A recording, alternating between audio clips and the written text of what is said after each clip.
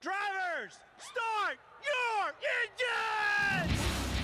This is MRN Motorsports Monday, presented by Hercules Tires. One full hour of news, interviews, and opinion about the past weekend's racing action. Pace car is up. Now here are your hosts, Woody Cain and Joey Meier. Green flag, green flag. Well, there was wind, there was rain, there was a sandstorm, and there was nice weather, all in Las Vegas. Hello again, everyone. Welcome to Motorsports Monday. I'm Woody Cain. Tony Rizzuti joins us while Joey Meier is on special assignment. He's coming down from the high of winning at Las Vegas Motor Speedway. Welcome back to the program, and my goodness, we saw a little bit of everything out west, didn't we? I think Joey's a little jealous of my hair right now. Yeah, that's right? it. But you got more hair than the both of us put together, so stop. Hey, Woody, did that race blow you away? Okay, really? You've been practicing that in front of the mirror? Is that saving what's it going on? Okay. all morning. Real nice. All morning. Real nice. Yeah. So it was a funky day on Sunday. Saturday, more calm weather-wise. Let's talk a little bit about Sunday first, because Brad Keselowski gets the victory, his second trip to victory lane at Las Vegas in the past 3 years. He talked about how he likes the new package and how it helped him get to the front. I thought at some points during the race, I talked with Joey about this earlier on the phone, and he will be joining us, by the way, so don't panic. Joey's going to be along a little bit later on, that this tire didn't necessarily display the best that the new package has to offer. A very fast tire, one that didn't fall off quite as much. I know it's not Atlanta where it's a cheese grater on the surface, but I think maybe when they tested to come up with this tire, the conditions were a little cool and they were playing it a little safe. Yeah, that's what we heard from a lot of the competitors. It was so much cooler when they tested. What they did know was this tire would have a ton of grip, and it did. I mean, we saw track records, which we didn't expect with this low downforce package, though I think even Joey said, keep in mind, just because something's low downforce, that also means low drag. Yeah. So they're going to be going a lot faster down the straightaways. But I'm with you. I thought, based on the low downforce, the conditions we had from a weather standpoint, that we would see a lot of comers and goers more like Atlanta, guys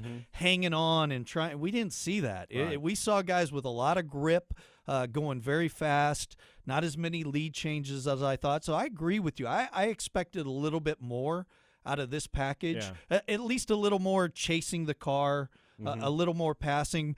But I thought when you got to the end, you got that same drama that we've had in all three races. So it turned out to be a really good race. But there were segments that I thought that tire would fall off and we'd see some big changes, and we really didn't. There was some fall off, but I think in a different respect, maybe it worked out into a strategy situation, because we didn't see anybody able to take two tires in Atlanta. You can't, right? Because it chews them up so much. We did see some guys do that at Las Vegas successfully, some not so much. Well, and then there at the end, we saw them take no tires. Yeah, you know, the 2 and the 22 stayed out. Now they had gotten 4 on earlier. The previous stop, but still we saw them hold their own. In fact, you know, Joey finishes second, Brad wins the race, so that turned out to be the good call. So we did see some type of strategy in there, but yeah, for the most part, until we got to the end, 4 tires, everybody stayed about the same. Yeah. So Brad Keselowski goes to victory lane. He spoke with our Kyle Rickey in victory lane following the win. Someone came up to me in victory lane and put it best. This is the first race NASCAR has ran in 4 different climates. It was rain, it was wind, it was a sandstorm, and a cloudy and sunny day at the same time. So, you know, Las Vegas has been a good track for us. When we unloaded in practice, we had a lot of speed, and we were able to keep it up throughout the weekend. And had to tune out a little bit the last practice. We weren't quite where we wanted to be, but the guys really hit on something, and I could really feel that on the long runs our car had so much speed and strength, and we were able to drive up to the front and each one of those runs. And at the end, we found ourselves around the 18, who had a lot of short run speed and not a lot of long run speed. He was kind of the antithesis to what we were, and the way the race came together, it kind of timed out perfectly at the end, where we caught each other and were able to race for the lead, and of course persevere with the 2 Miller Lite Ford, and something I'm really happy about. We mentioned there that second win in the past 3 tries at Las Vegas, but did you see that stat on the screen we had? 15 straight top 10 finishes on intermediate tracks for the 2 team. Yeah, they've been so strong. Oh, all of Penske. Team Penske's been really good there.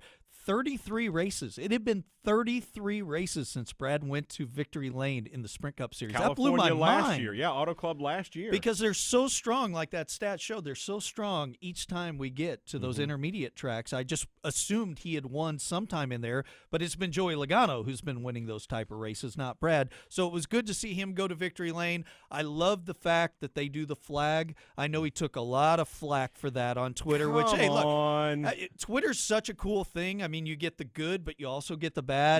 The fact that he does that to show the troops that he supports them, that he loves the country so much. Anybody that does any research on this guy knows how much he gives back through his charities to the troops. The fact that it fell off, he immediately stopped that car. Right. And those cars take forever to get out of, but he got out of it as quick as he could, ran and picked it up. For people to get, I understand, look, the flag's not supposed to hit the ground. Yeah. But nobody else puts a flag in there to show their support.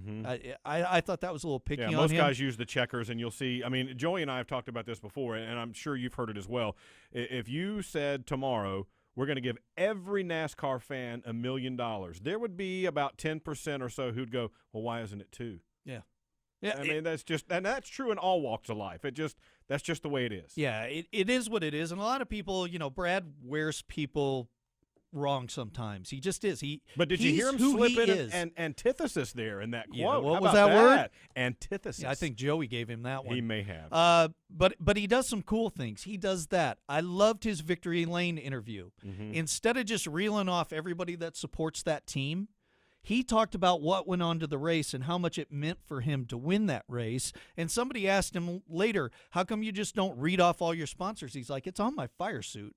Yeah. I mean, you can see it. If you're interested, you'll read it. So there are a lot of cool things about Brad. But he's one of those drivers that works you one way or the other. But it was good to see him get to victory lane. Good for Ford. To get in there now. Yeah. A lot of good stuff going on at Las Vegas Motor Speedway. We're going to take a quick timeout. When we come back, we'll shift gears and talk some Xfinity racing. We have the guy who can tell us more about Las Vegas than anybody else. Brendan Gaughan joins us on the other side.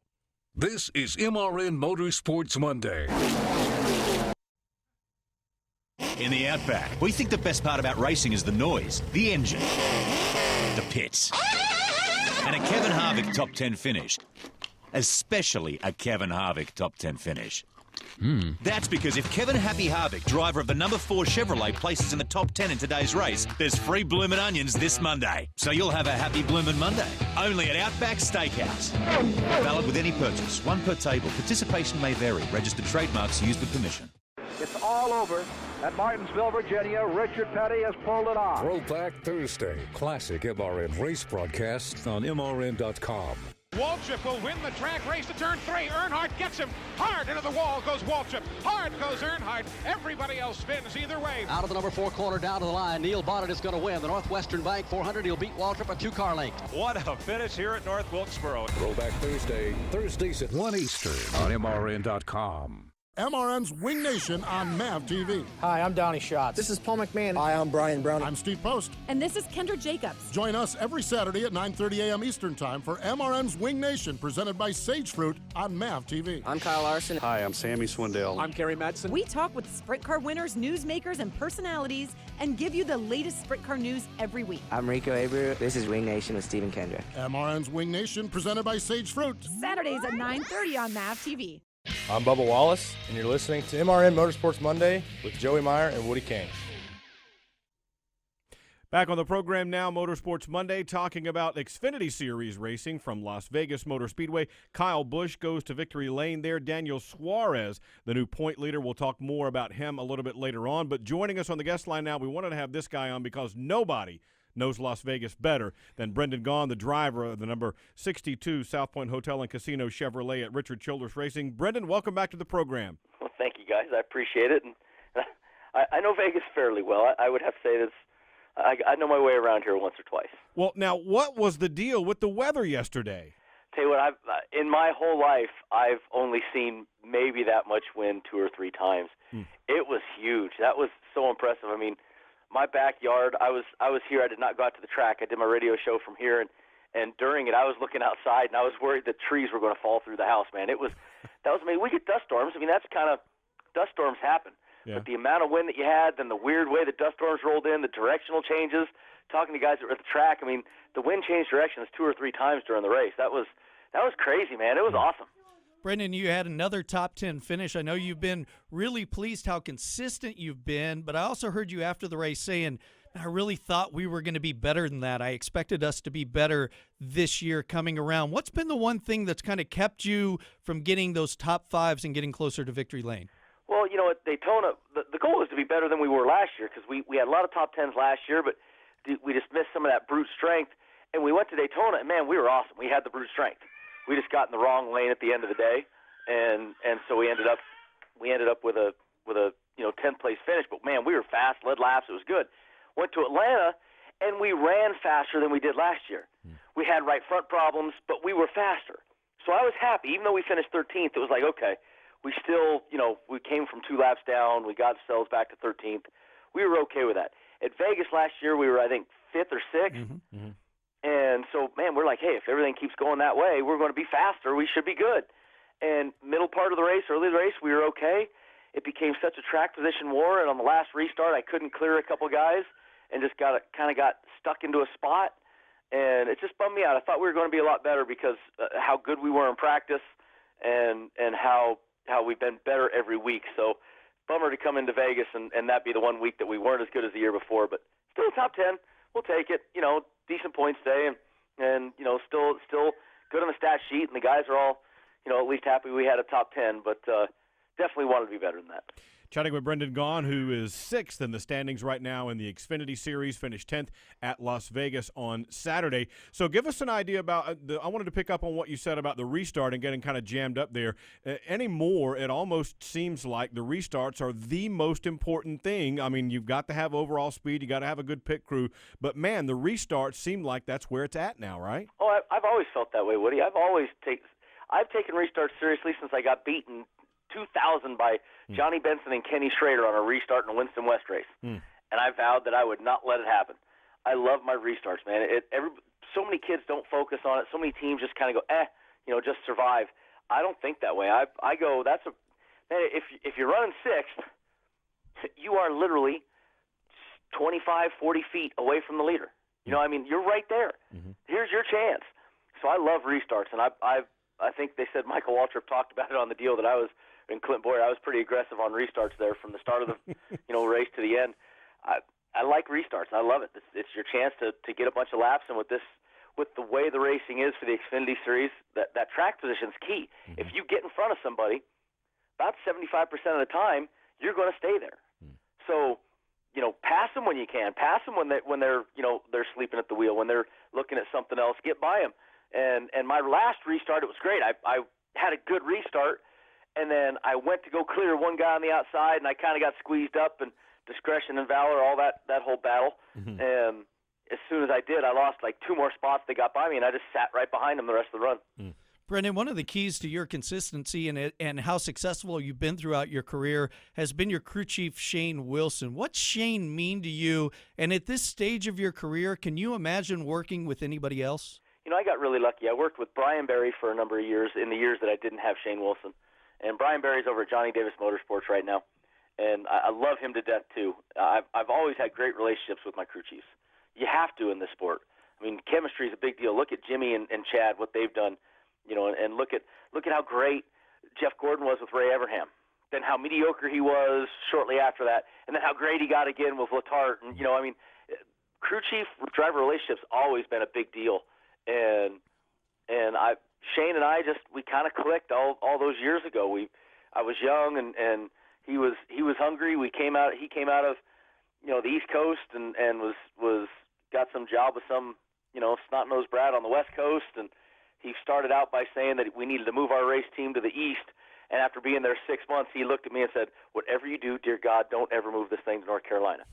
And so we worked out great all those years, and now that we're back together, it was almost like we didn't even miss a beat. And there's this chemistry there. When I talk a different language, I say things goofy. I am goofy. No, not you. Listen, I'll admit that I'll never admit this again, but I'll admit it right here, just between you and I. Okay. I once was so upset at a racetrack because it was one of those years where the race cars weren't real good, and me and Brian Berry were just struggling to get things going and trying to make it work.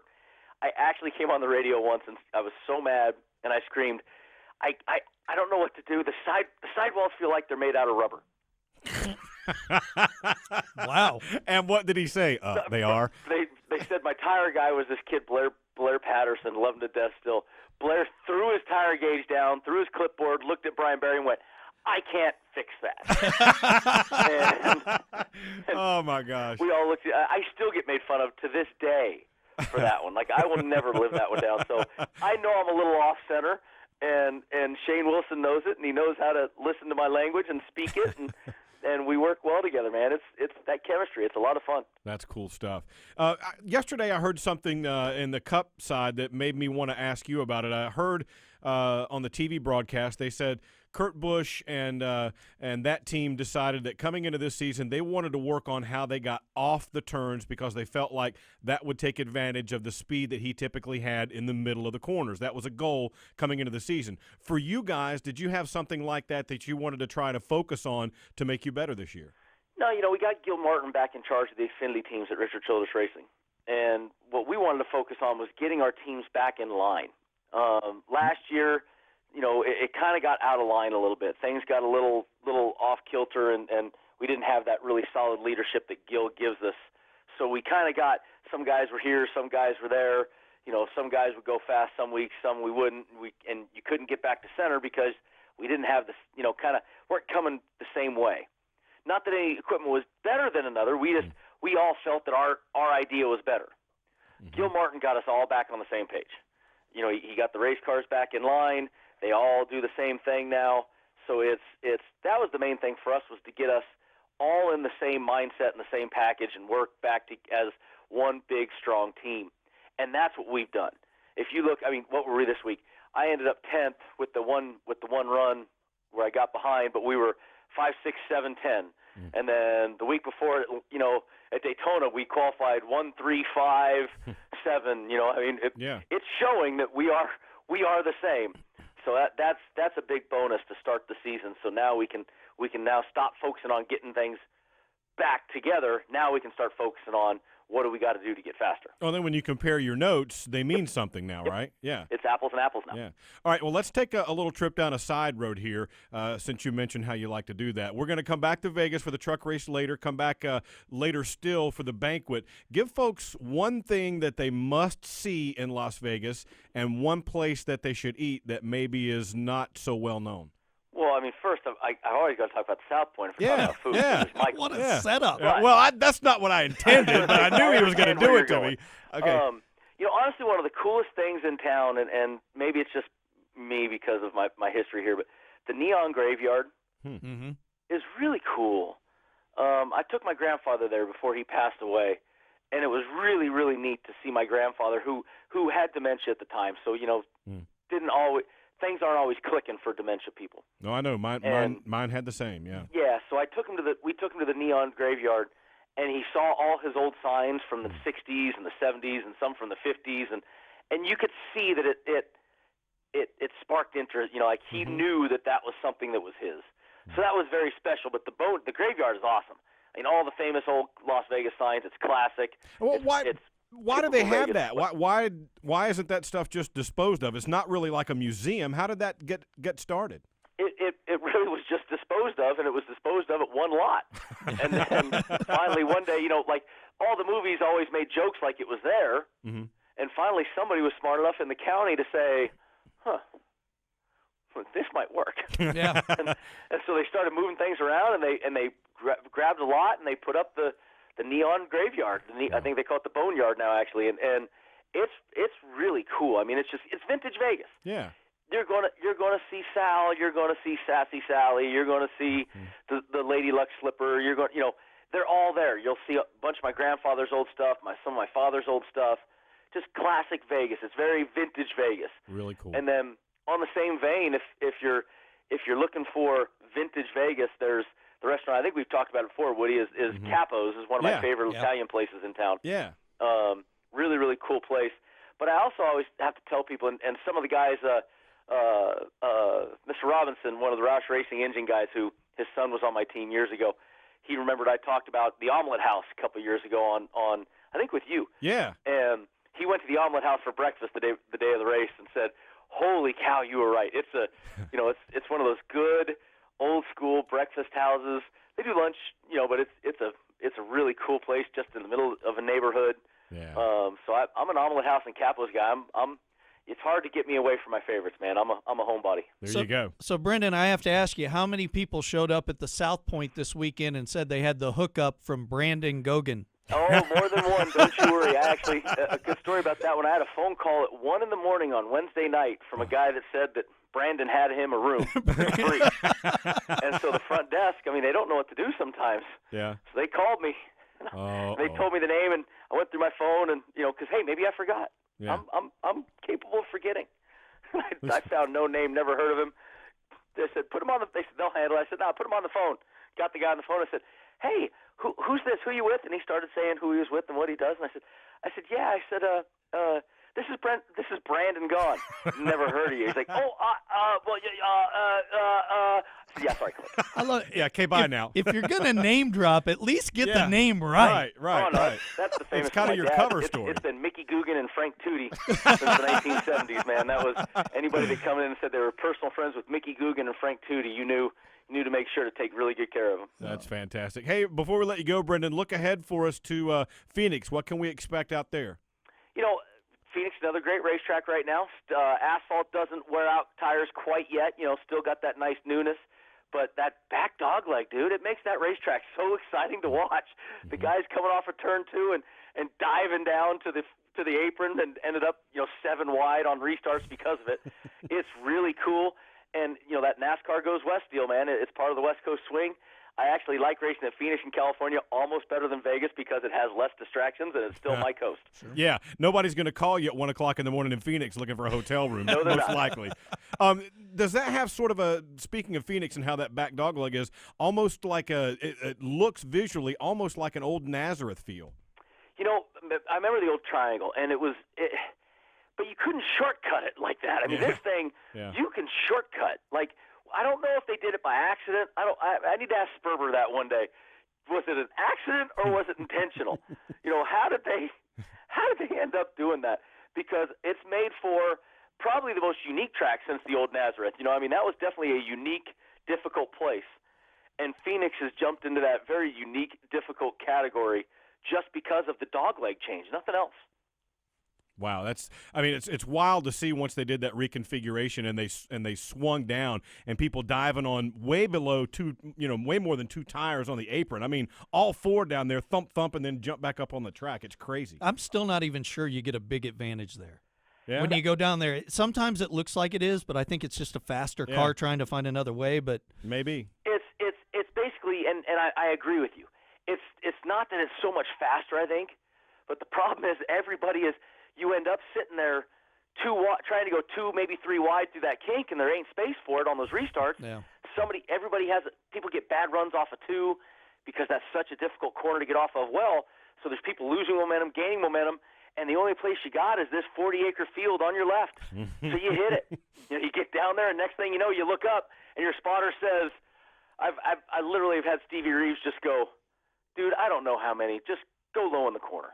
It's you got 7 of them out there. You're like, oh, God. That's fantastic. That's Brendan Gaughan. He drives the number 62 South Point Hotel and Casino Chevrolet for Richard Childress Racing, 6th in the standings after another top 10 at Las Vegas Motor Speedway. They will be racing at Phoenix this coming Saturday. We'll have it for you on Motor Racing Network. Brendan, always a pleasure, man. Thanks for your time. Look forward to seeing you out in Phoenix. Thank you, guys. Appreciate it. Talk to you soon. There you go. How about that? That's he's always a blast. He's the best guy. For my 40th birthday, 3 of my buddies went out when they owned the Orleans, and he took care of us. It was super great guy. Did you call him Brandon then? No, I called him Brendan. But the funny thing is, we went to the front desk and we said, Brendan set us up. I had the email and everything. He never told anybody. So when he said, sometimes I forget, and he came right over. He was great.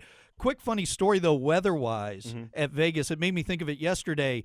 Anytime it's raining at the Speedway, there's a mountain you can see kind of back behind turn 1. Yep.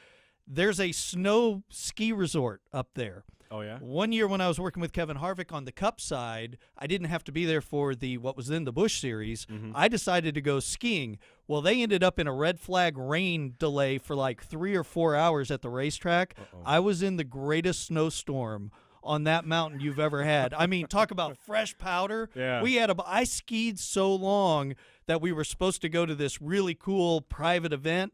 I got back to my hotel room and crashed, man. Boy. It was. I'm guessing this is before Twitter, Instagram. Oh all yeah. that. Oh yeah. But anytime you see rain at the Speedway, somebody's having a great day skiing on that mountain. Absolutely. Who would think you go to Vegas to go skiing? Right. It's And who would think awesome. you'd see a sandstorm at the racetrack? Yeah, exactly. But be that as it may, we'll take a quick time out here on Motorsports Monday. Next, Two Spotter. Where in the world is Two Spotter after he went to Victory Lane yesterday with the Miller Lite Ford team for Penske, Team Penske out in Las Vegas? We'll have him on the program to tell us all about it right after this. The biggest thing, I guess, is just balance. We've had a really good time of being able to get our balance right over these last few weeks, into last year a little bit as well, too. Obviously, Larson beat us at Homestead, but we had some really good runs late in the season, and, I guess that's about it. The guys have just been working hard and doing a lot of good things and putting the right pieces in the right places. This is MRN Motorsports Monday.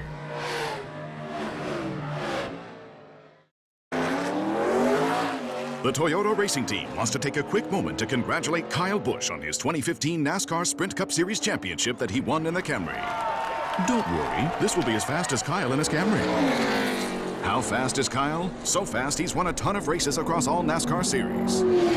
Plus, he's won 133 of Toyota's 332 NASCAR victories. He's even won 38 NASCAR Camping World Truck Series races in the Tundra. And now here he is, wearing the 2015 NASCAR Sprint Cup Series championship crown. So yeah, Kyle is really fast. We're proud of him and all the folks at Joe Gibbs Racing, whose teamwork made this win possible. Keep those checkered flags waving and take another victory lap in your Camry, Kyle. Good luck to all our drivers in the 2016 season. Head over to ToyotaRacing.com to find more info about the Toyota Racing Team and Kyle's journey to victory. Better get there fast before Kyle wins another race. Let's go NASCAR. Toyota, let's go places. NASCAR is a registered trademark of the National Association for Stock Car Auto Racing, Inc. Aaron Reitzel, the reigning champ of the ASCS National Tour. This is Winged Nation with Steve Post and Kendra Jacobs. Carson, how old is Carson now, and what's Carson into? Carson is 2, and he's basically into ride whatever he can drive. You wait till about, 16 years from now, and he's like, hey, Dad, I think I want a race car. We've been trying to show him golf clubs and baseball bats. It hasn't been working. Winged Nation every Tuesday at noon, exclusively on MRN.com. I'm Ryan Blaney, and you're listening to MRN Motorsports Monday with championship spotter Joey Meier and Woody Cain. Had world-class Joey Meier. I don't want to say that. It's on radio. You guys are going to use that. Take 2. To MRN Motorsports Monday with championship spotter and adequate pilot Joey Meier and Woody Cain. Here we go. Look who's here. It's Joey Meier, FaceTiming. Yes, Commissioner. Here he is, FaceTiming from Las Vegas. Look at that. By the way, I don't know about you, Joey, but if a pilot gets you up in the air and back on the ground, that's more than adequate. Yeah? That's all. Yeah, that's all that matters. I mean, absolutely. If he doesn't get you back down, you're probably not going to talk about him. So I don't see where the knock is. I think you're a tremendous pilot. Okay, yeah, whatever it takes. Whenever we can put them on the airplane, they can get off and then hop back on at their leisure. That's my job is complete. Yeah, it's a pretty cool thing. All right, well, first of all, congratulations. You go to Victory Lane, second time in the past 3 years, and now we've got you live like Joey Headset here, Max Headroom, on FaceTime while you're in your hotel room in Las Vegas. How about that? Look at that. Yeah, no, you got the winner's hat, huh? That's it. Winner's hat right here, man. Look at that. Look at that. Yeah. That's went to Vegas, and all I got was this lousy hat. Well, you seem to be good at collecting those wrenches that they give out there in Victory Lane. No, Vegas is really cool. Cobalt Tools is one of the sponsors for that race, and one of the really cool things they do for all the guys. The drivers and owners and crew chiefs, they get really cool trophies to take home, but the crew guys, they tend to get kind of, it's a second thought about giving them something. Well, they give us a real solid, usable wrench that Cobalt sells. It's in the 3-inch range with the engraving of the racetrack name and date and stuff like that. So it's really cool. Yeah, so we've been fortunate to get 2 of those in the last 3 years. So give us an idea of how this thing played out for you guys. You had the penalty. You fought back from that late in the race. A lot of guys come down pit road, get 2 tires, 4 tires, whatever. You and your teammate, Joey Logano in the 22, stayed out. You know, it's interesting. We tested here, and I'm trying to hit you back up on FaceTime. So yeah, you I can got see you. my ugly mug. But, you know, it's interesting. We tested there in January with only 4 or 5 of us at the track. Temperatures were relatively cool, and we really didn't think it was that very productive of a test team-wise and or what NASCAR was trying to do with this package, because the temps were so cold and there weren't enough cars on the track to really to put rubber down. So we left the test feeling, you know, at best. We really thought the 48 was the class of the field for that test. So we go back a day early, and on Thursday we have another 5 hours of testing, 6 hours of testing, I believe. And again, we come out of that test with a little more rubber on the track. But again, our speeds weren't exactly top of the board. We were going to dominate this race. So then we qualify. We had a decent qualifying effort with both the 2 and the 22 sitting in the first 2 rows. And when the race started, you know, we kind of sat right there. It wasn't like we marched the front. But it was one of those races that as the day go on, you realize that, man, we're a lot better. We're maintaining our speed a lot better than the other cars were, especially in long runs. We may have lacked the first 4 or 5 laps of short run speed, but we made more than made up for it there at the end. And at the end of the day, you know, the pit road speeding penalty allowed the driver to refocus. And sometimes we have to do that during the race to allow him to refocus, which he did after the speeding penalty, and stayed out that one time to gain our track position back, which we had until the speeding penalty. And then, you know, the rest is history. Him and Joey put on an epic battle, which I thought we wouldn't have seen last year with the old package, able to run down the leader and bring it home in victory lane. So it was really, really cool for those guys. Hey, Joey, you mentioned that pit road penalty. There's been a lot of speculation that that's because of the new digital dash, that you can dial in that RPM in such detail that guys are really pushing it to that nth degree. Was that the case on Brad's, or was he just trying to get maybe more than he should have? You know, one of the things we talked about in that Brad actually thought what caused that speeding penalty, and I would like to see more detailed information on it, was that because pit road is not straight, it actually has a slight arc to it, and we were on the very, very inside lane. That the speed, because your timing lines on pit road are not parallel to each other. They are lined up to coordinate or correspond with the arcing pit road. And he actually felt, you know, and we talked about it last night. He goes, Joey, I'm telling you, I wasn't speeding. I said, well, all the guys you were driving by thought you were. That's for sure. So, how'd that go over? Yeah, he did pass about 4 cars. No, we did. We were just, I mean, we were on the inside lane. So he actually thought it might have had something to do with that. But guys are, one of the critics about the dash, the digital dash, is that, you know, the sensitivity and the refresh rate.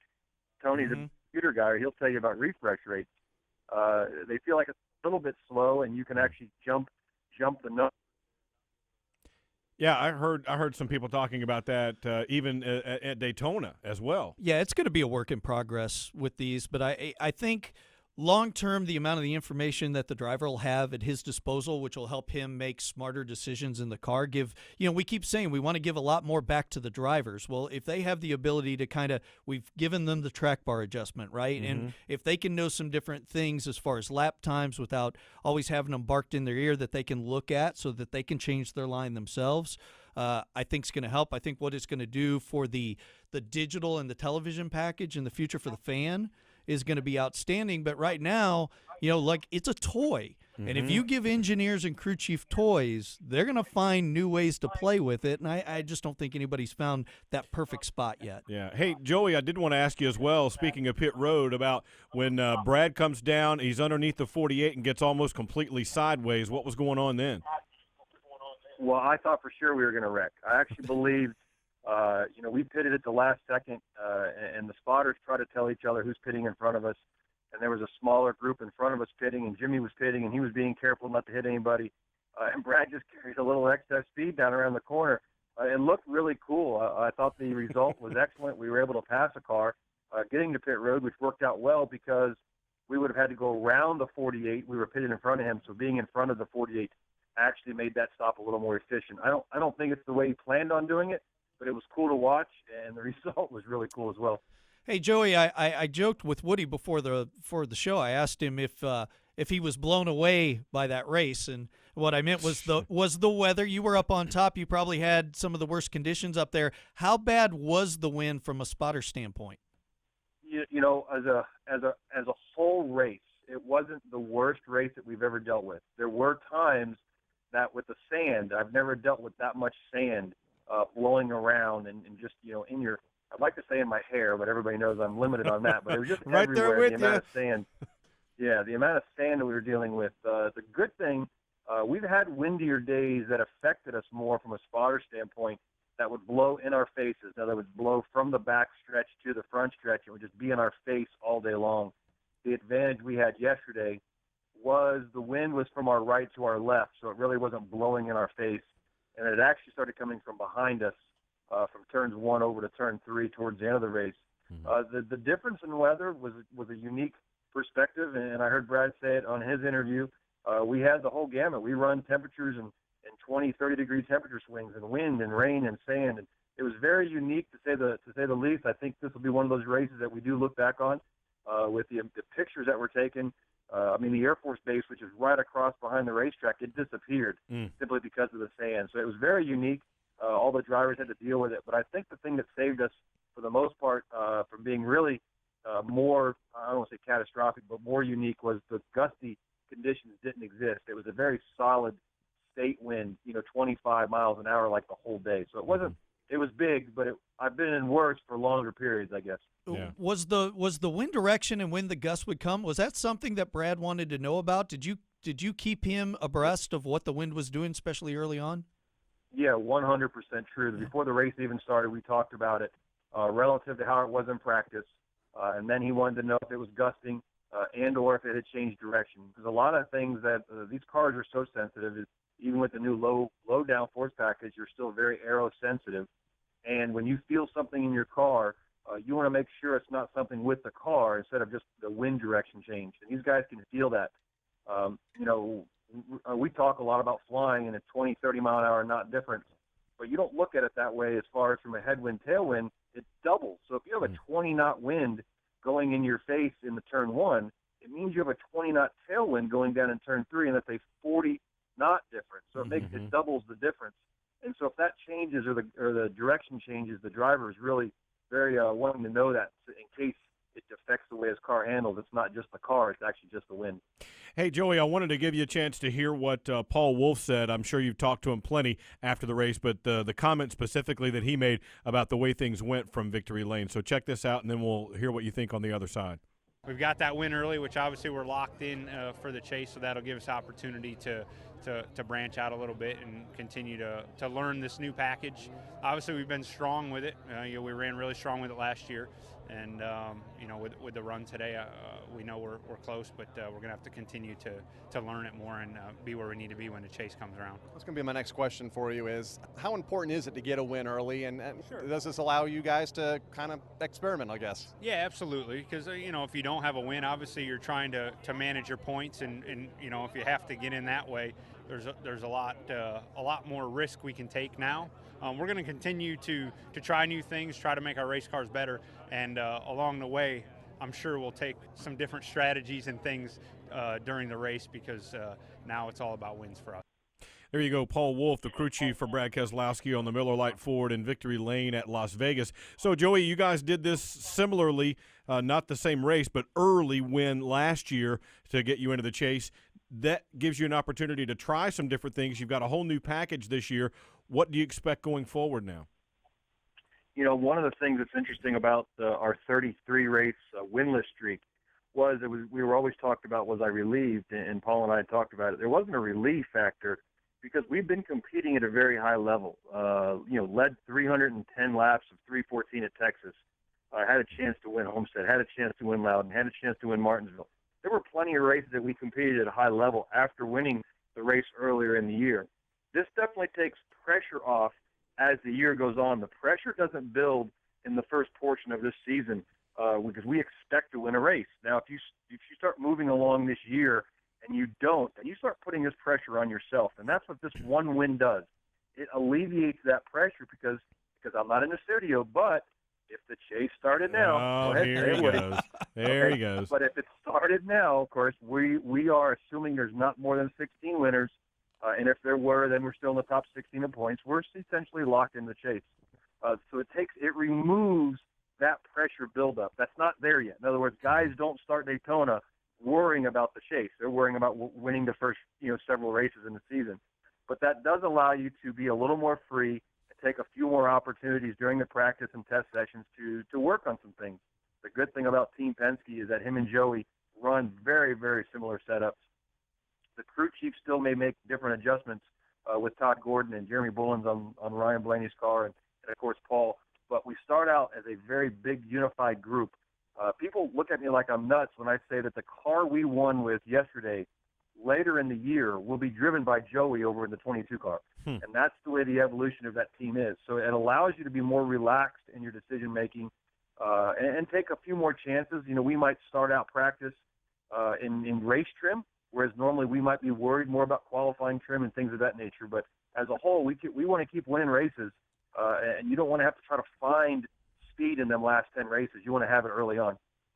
All right, we're going to take a quick time out here on Motorsports Monday. Joey is joining us from Las Vegas. He's getting ready to head on to Phoenix, where we'll race next. We'll have our on-track, off-track segment, talk a little bit more about the weekend, and look ahead to Phoenix. I'm Woody. He's Tony. We'll be right back with Joey.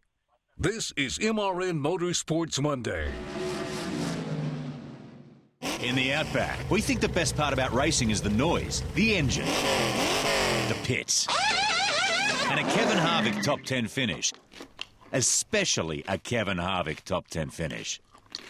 That's because if Kevin Happy Harvick, driver of the number 4 Chevrolet, places in the top 10 in today's race, there's free bloomin' onions this Monday. So you'll have a happy bloomin' Monday. Only at Outback Steakhouse. Valid with any purchase. One per table. Participation may vary. Registered trademarks used with permission. Whatever you drive, wherever you go, Hercules Tires will get you there. Whether you're running on dirt or running a job. Our dependable, high-quality tires are the perfect fit for your needs. For unmatched value, selection, and warranty with industry-leading road hazard protection, there's only one choice: Hercules Tires. To learn more, visit HerculesTire.com or call 800-677-9535. Hercules Tires, right on our strength. The grill is hot and the cooler is cold at America's Tailgate Party, NASCAR USA.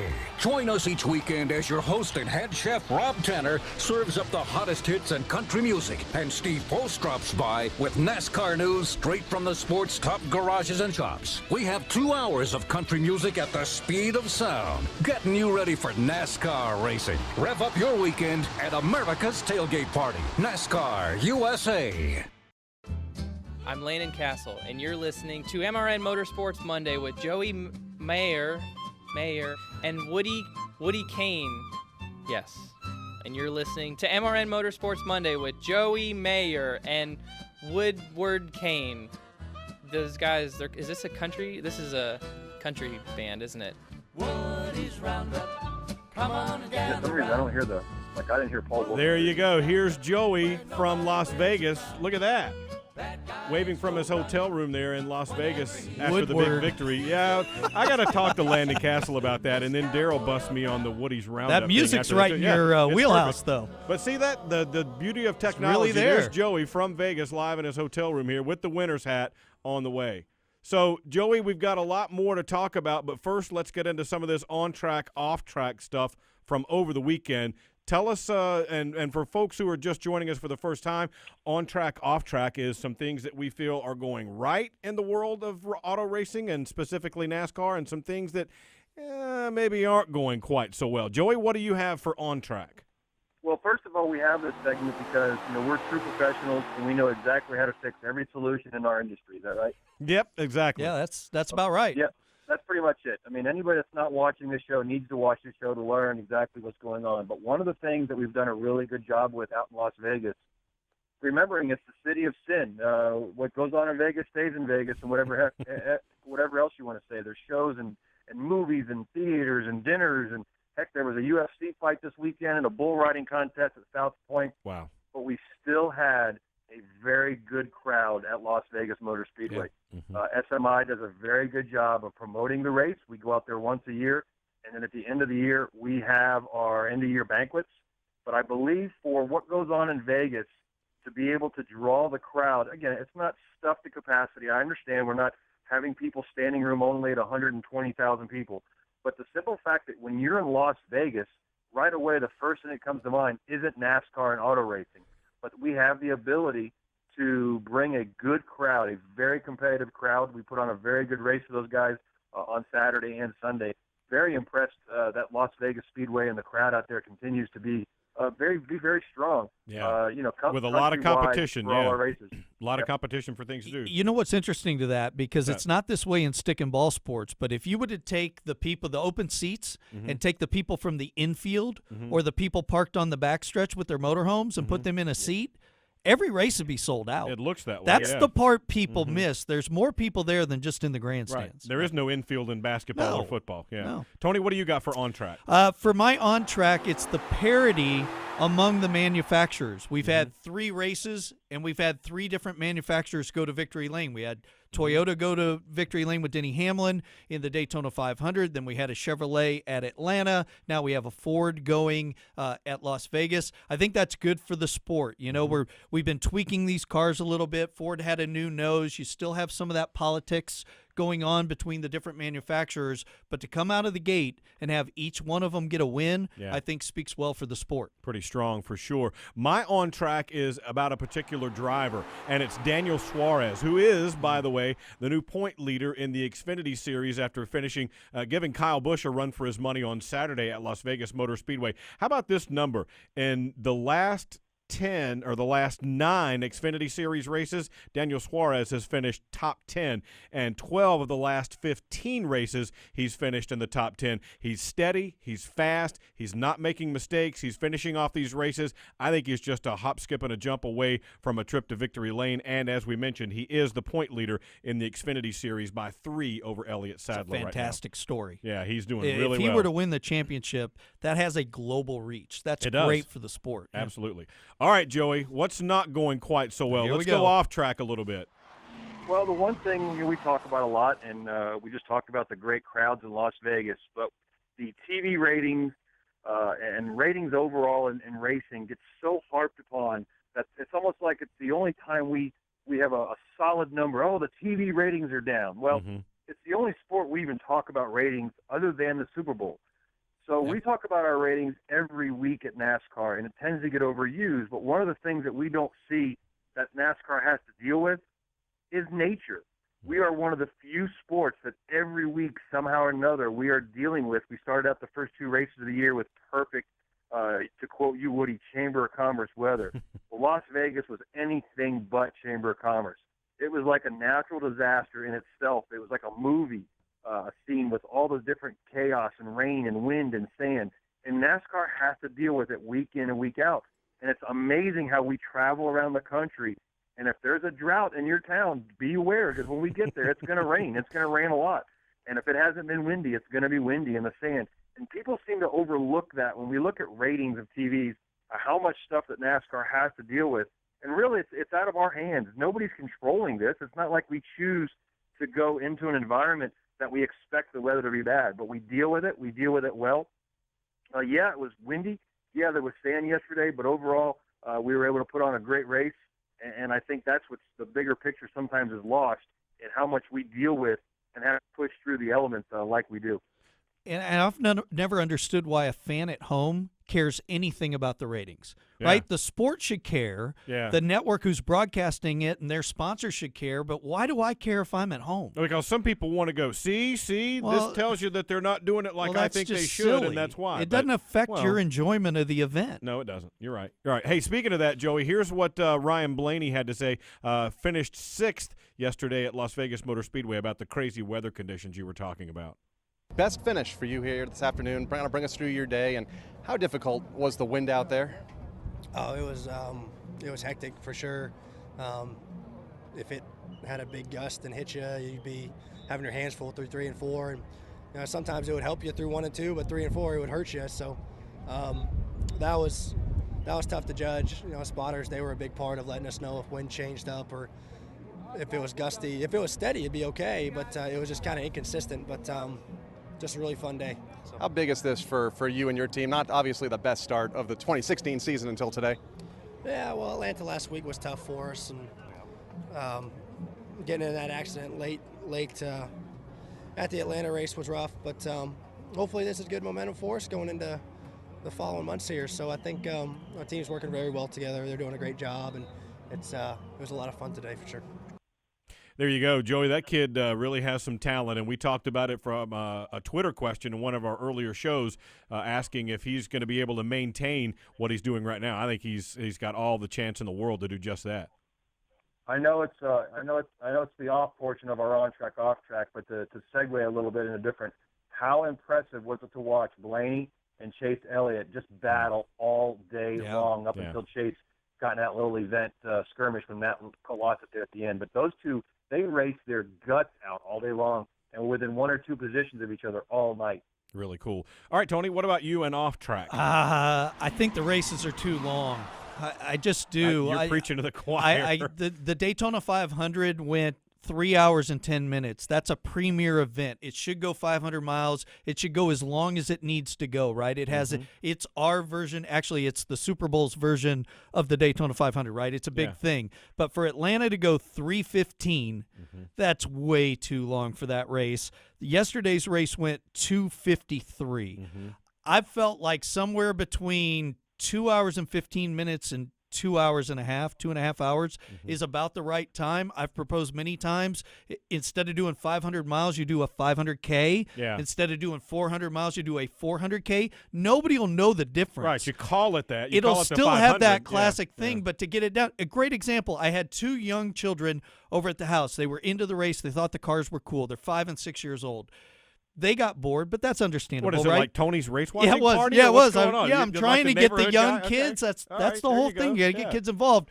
They finally went and played. I understood that, but they came back and they're like, "Is that thing still going on?" Yeah. And I thought to myself, it actually is. Now I have to clarify this a little bit. All 3 races have had tremendous drama and great finishes. Now, would you get that in a shorter race? Maybe it took all that buildup to get us in that process. So I don't know that I have the actual answer. I just feel like maybe just shorten them, tighten them up just a little bit. They just seem a little long. See, right now I'm thinking Joey is thinking we can't be marketing to 5 and 6 year olds, right? Well, I was trying to understand, our football games go from 1 o'clock and they last a little bit longer than 4, and that's a little over 3 hours. But we have halftime breaks. I think a 3-hour event is the goal for a premier event in the Cup Series. We have the shorter events in the Truck and Xfinity Series, and now we've added the caution clock to interrupt to give the guys breaks or planned breaks. But no, I'm with you. They can be long when you're standing on the roof. I can only imagine if you're trying to in a sandstorm to watch it on TV in a sandstorm. Yes. And the simple fact that Rizzuti starting very young, trying to corrupt the 5 and 6 year olds, I'm very impressed. That's when I got dragged to the racetrack. I would have never given him credit for being such a marketer like that. That's pretty cool. Yeah. All right, I got one more for you. My off track, and it's another driver, and it's not necessarily because anything he has done, but it's Matt Kenseth. My gosh, he's been very strong to start the season. How about this? At Daytona, he leads 40 laps, finishes 14th. At Atlanta, he leads 47 laps, finishes 19th. At Las Vegas, he leads 9 laps and finishes 37th. If it weren't for bad luck, Matt Kenseth might not have any luck to start the season. Yeah, well, that's one of those events. That's one of those events that we talk about pressure and being upset. Those guys aren't feeling any pressure because their performance as a team has been fantastic, and as a company has been even better. So they know their time is coming relatively soon. We're only 3 races in. We have 23 races left. He'll easily be in the top 16 in points by the time we get done at Richmond in the fall. But those guys will be to victory lane plenty of times with the way they're, as a company and as a team, are running. Absolutely. Yeah, that's what I was going to say. Look, if you're a fan of Matt Kenseth, then you're a fan of the chase format. Because if you took this start to the season and went back 20 years, he's in a huge hole. Right, it's a with problem. This competition. Right. But all he has to do is win a race. That team's shown the speed to do that. So I don't think I'm with Joey. I don't think they're worried about it at all. Matt's come out and said, I don't really believe in luck. I believe in making my own luck. But at some point in time, it's got to creep into your mind a little bit. I would think so. I mean, as just well. nothing has really gone right, especially at the end. Joey, we got to take a quick break here. Before we do and let you go, I wanted to get you to preview Phoenix for us a little bit because it'll be a different ball game than what we saw in Las Vegas and Atlanta. Well, unfortunately, I hate to say it, but it's going to be a one-team show that everybody else is trying to beat. Kevin Harvick owns that place. If we can find a way to be competitive with him, I think a lot of teams will try to make that jump with this new downforce package. We're hoping that it's going to even up the field, because right now he clearly is the master of Phoenix.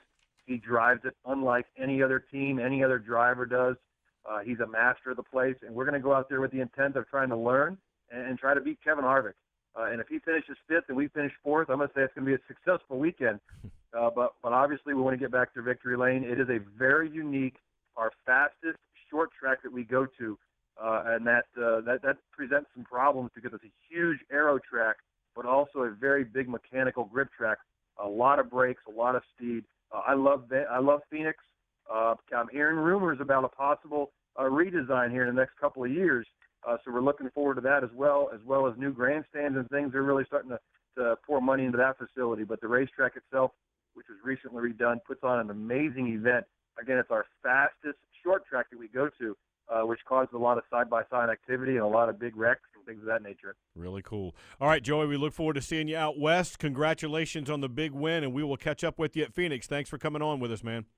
Thank you, guys. Appreciate you having me. Safe travels. travels. There it goes. Bye-bye. See you later. All right, we'll take a quick time out here on Motorsports Monday. When we come back, you won't believe what we've got to show you from Dale Earnhardt Jr.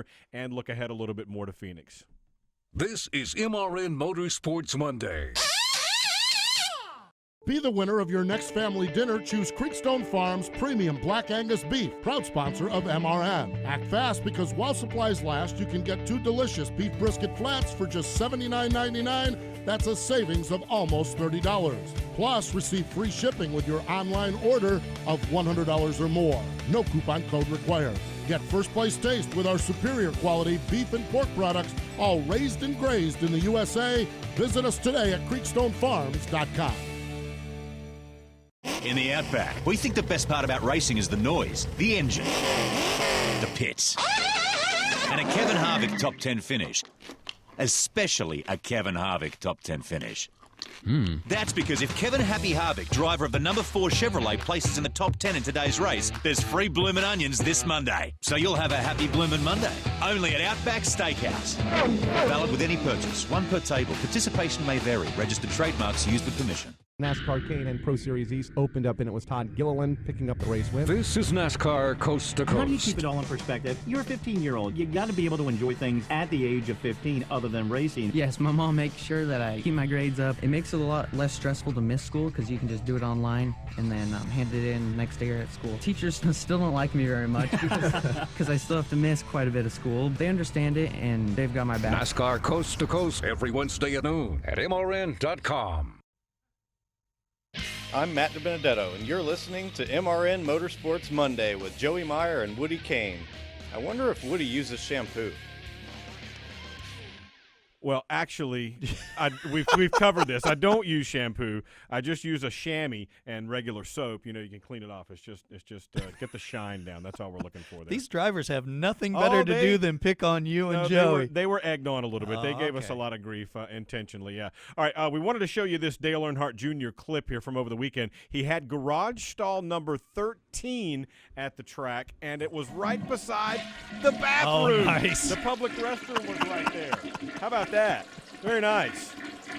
Didn't hurt him all that much, but there you go. Our clip of the week, Dale Earnhardt Jr.'s garage stall right beside the restroom. Tony, Phoenix coming up. As Joey mentioned, it's going to be a different race, very fast, short track style racing, and Kevin Harvick has been wicked good there. Yeah, he has, but we thought Jimmy Johnson, based on the test, was going to dominate Las Vegas, and while he was one of the fastest cars, we saw other people creep in. Joey mentioned it. They didn't expect to be fast there, but they ended up fast there. I love that racetrack. I love the multiple grooves. I'm not a big fan of cutting through the kink in the back, but whatever, it makes for some action, and usually there's some people that get upset after that race for the way they race, so it's going to be a lot of fun. Absolutely. We want to thank our guests. Brendan Gaughan joined us a little bit earlier from the Xfinity Series. Our normal co-host, Joey Meier, joined us, and Tony Rizzuti joined us as well on the program. I got to get my chug point. NASCAR Live, 7 o'clock Eastern Time on Tuesday. Saturday, we've got the Xfinity race, 2 o'clock Eastern Time. Sunday, Sprint Cup Series, Good Sam 500 from Phoenix, 2:30 Eastern Time there. I'm Woody Cain. He's Tony Rizzuti. Joey Meier still on the FaceTime machine, and we will see you right back here next Monday at noon. You've been listening to MRN Motorsports Monday, presented by Hercules Tires. Tune in again next Monday at noon for all the latest news, results, and interviews from NASCAR on MotorRacingNetwork.com. MRN Motorsports Monday is also available on demand at the MotorRacingNetwork.com Media Center, or download it from iTunes or Stitcher. MRN Motorsports Monday is a production of the Motor Racing Network. All rights reserved.